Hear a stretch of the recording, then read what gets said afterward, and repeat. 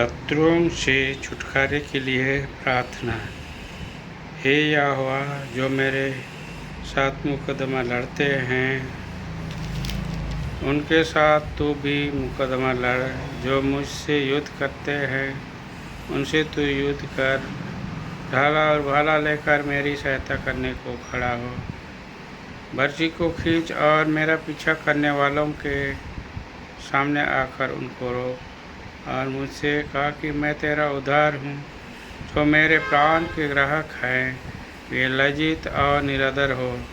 जो मेरी हानि की कल्पना करते हैं वे पीछे हटाए जाएं और उनका मुंह काला हो। वे वायु से उड़ जाने वाली भूसी के समान हो और यहोवा का दूत उन्हें हाँकता जाए।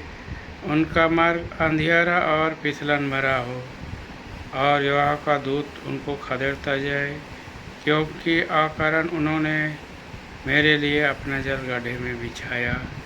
अकारण ही उन्होंने मेरा प्राण लेने के लिए गड्ढा खोदा है। अचानक उन पर विपत्ति आ पड़े और जो जाल उन्होंने बिछाया है उसी में वे आप ही फंसे और उसी विपत्ति में वे आप ही पड़े।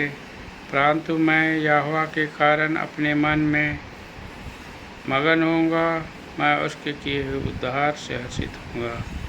मेरी हड्डी हड्डी कहेंगी, हे यहोवा, तेरे तुल्य कौन।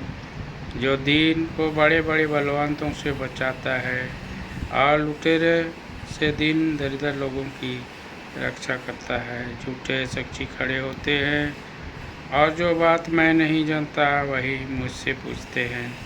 वे मुझसे भलाई के बदले बुराई करते हैं, यहाँ तक कि मेरा प्राण उब जाता है। जब वे रोगी थे तब मैं टाट पहने रहा और उपवास करके दुख उठाता रहा और मेरी प्रार्थना का फल मेरी गोद में लौट आया।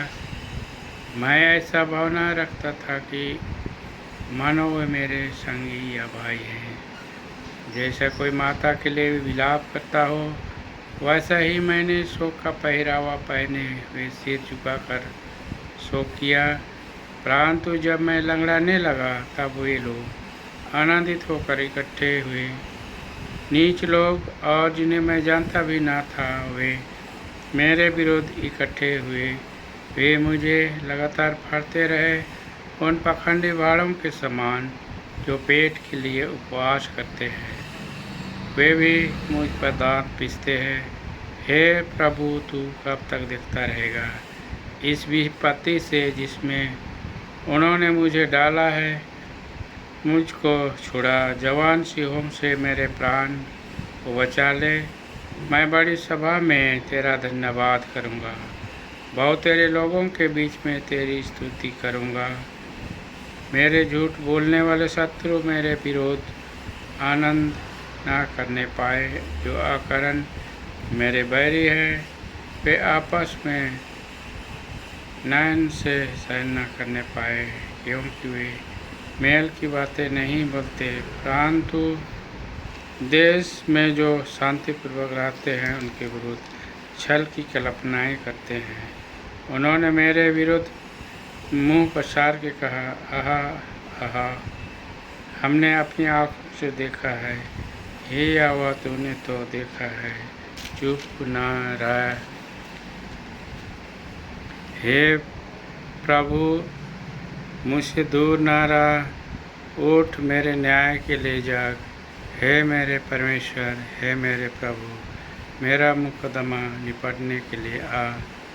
हे मेरे परमेश्वर यहोवा, तू अपने धर्म के अनुसार मेरा न्याय चुका और मेरे विरोध आनंद करने ना दे।